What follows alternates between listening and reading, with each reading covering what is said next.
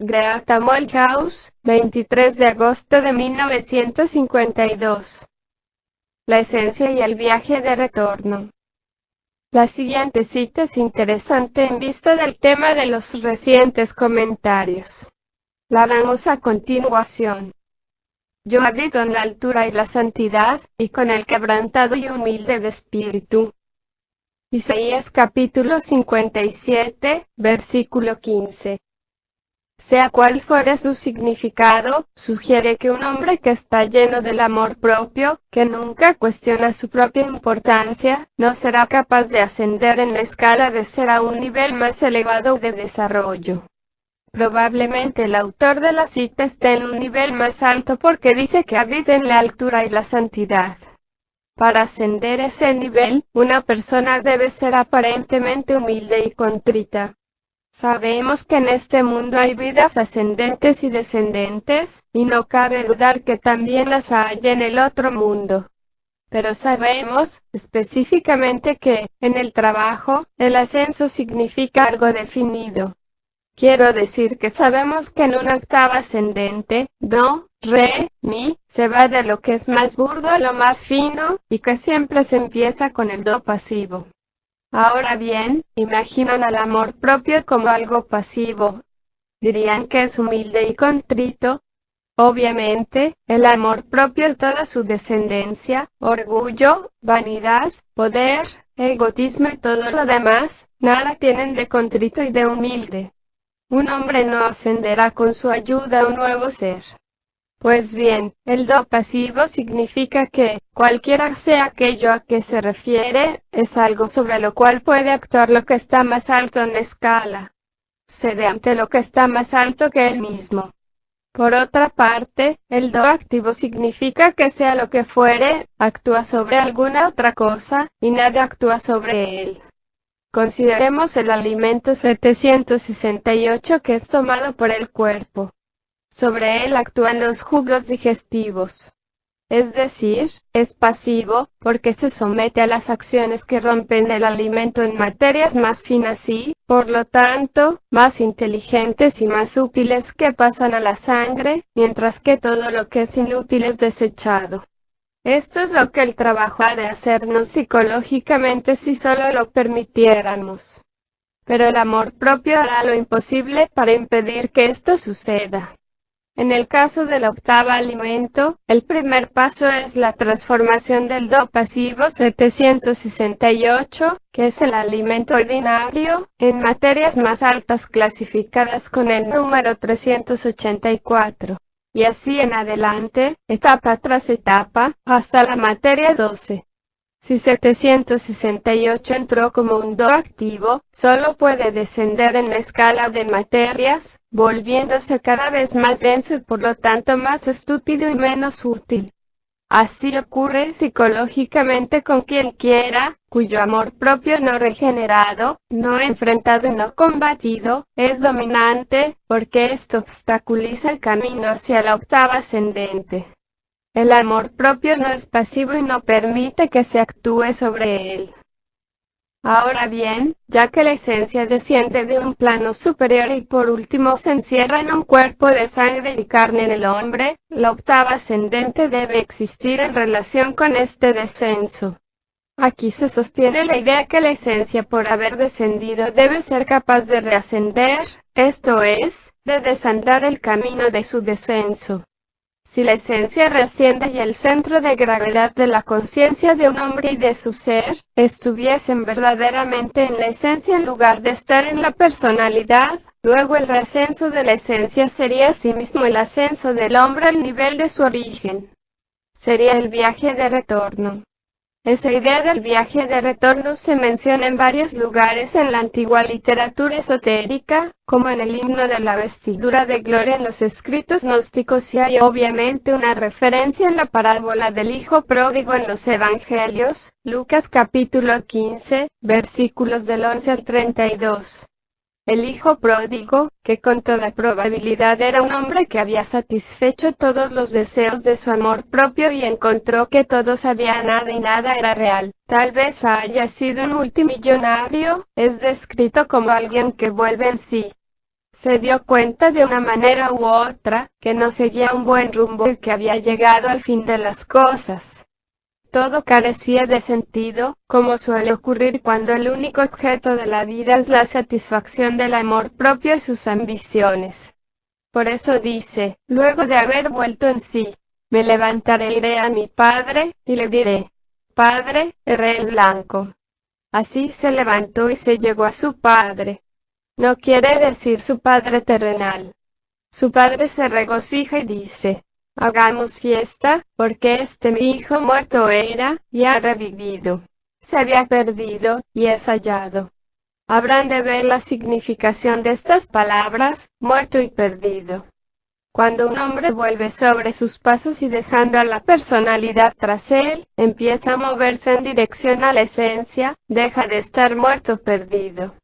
Buscando el desarrollo de la esencia, por medio del hombre interno, y alejándose de las falsedades e insinceridades y profesiones huecas del hombre externo, empieza a estar vivo en lugar de estar muerto, interiormente, en espíritu.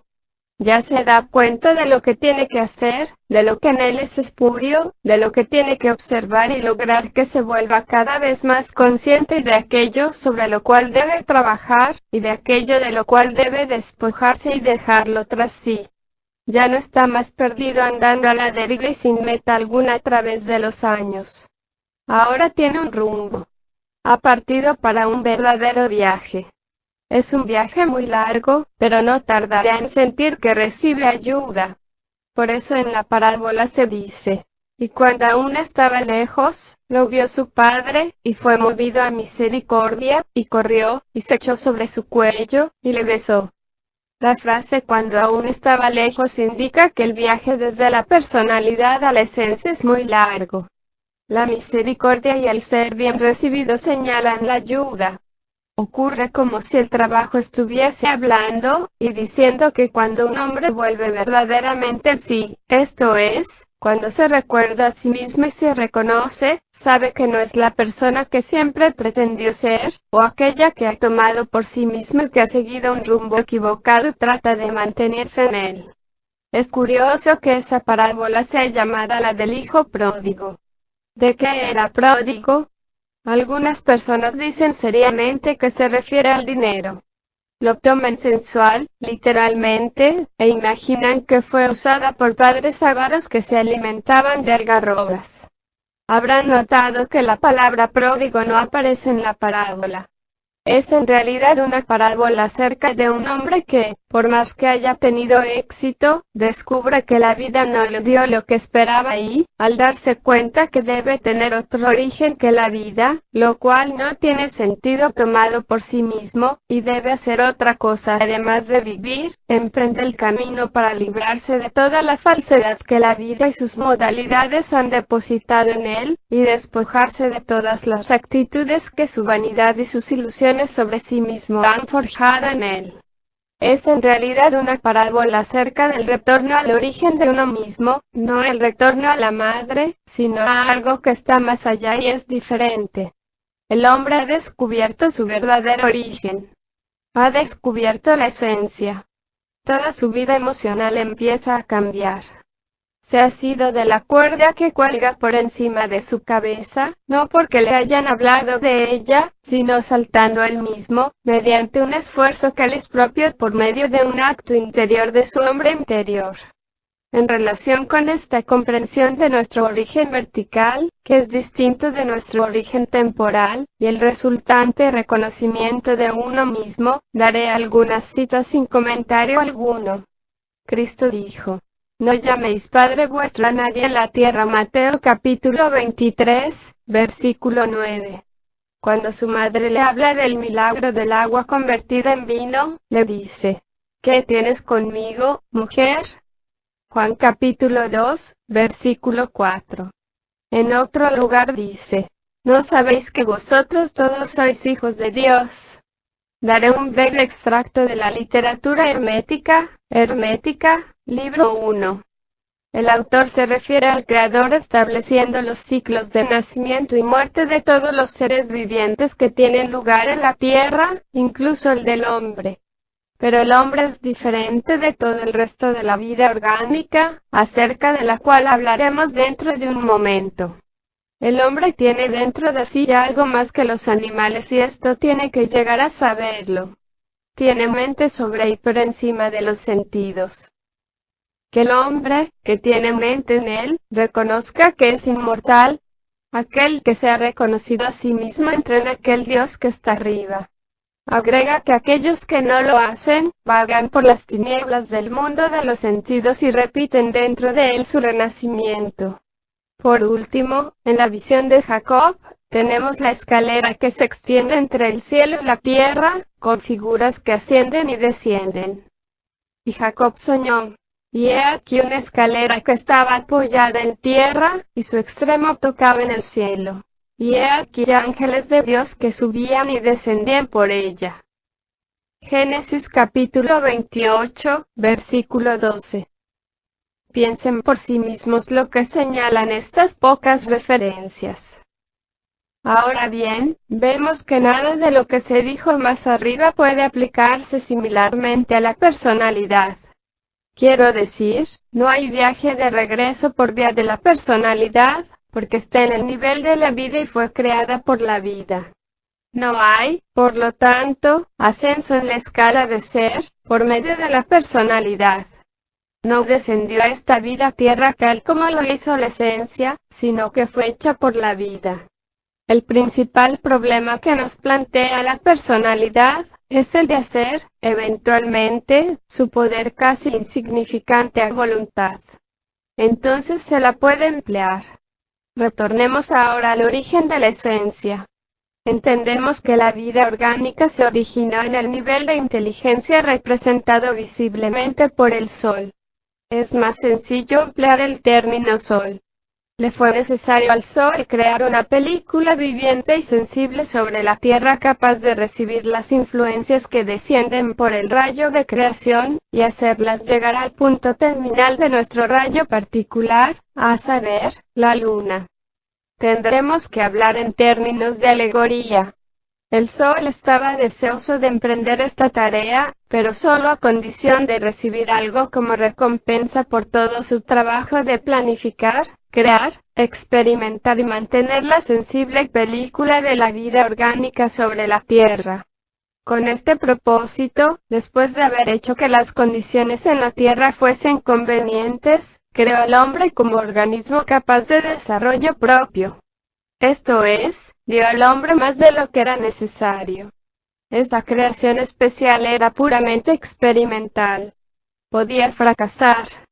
Lo importante era que si un número suficiente de seres humanos se desarrollasen a sí mismos más allá de lo que era necesario para existir y sobrevivir en la Tierra, podían elevarse en la escala de ser hasta el nivel de lo que es representado por el Sol. El Sol recibiría entonces algo por sí mismo. Además, con este fin, cierta clase de enseñanza que imparte instrucciones para el autodesarrollo, fue sembrada en la Tierra en lugares y épocas convenientes. Debido al nivel de la inteligencia del hombre, no podían ser impartidas excepto de una manera difícil y deformada. Esto es lo que significan las influencias C, provenientes del círculo consciente de la humanidad y que se transforman inevitablemente en influencias B en la Tierra. El problema reside en nuestro pensar ordinario, que no puede abarcar los opuestos aunque lo puedan hacer los centros superiores. Por lo demás, la vida orgánica fue creada como una clase de fábrica de dolor en la cual todo debe esforzarse continuamente o sufrir de diferentes maneras, y todo ello, el nacimiento, el dolor, la muerte, el sufrimiento y el temor, y también las emociones negativas y la ansiedad, producen vibraciones que son alimento y sustento para el crecimiento de la luna. Tal es, muy brevemente, nuestra situación en la vida orgánica sobre la Tierra. Pablo se refiere en algún lugar a toda la creación gimiendo a una, en la espera del nacimiento de los hijos de Dios. Dice, porque el anhelo ardiente de la creación es el aguardar la manifestación de los hijos de Dios, porque sabemos que toda la creación gime a una, y aún está con dolores de parto hasta ahora. Romanos capítulo 8, versículos 19 y 22. No se conoce en qué escuela Pablo recibió su enseñanza, pero su frase parece similar a lo que enseña el trabajo. Asimismo, se encuentran similares indirectas desparramadas por los evangelios. El hombre, por lo tanto, por ser distinto a las otras formas de vida, tiene una posibilidad en este mundo de sufrimiento, dolor y peligro, y su posición no es tan desesperada.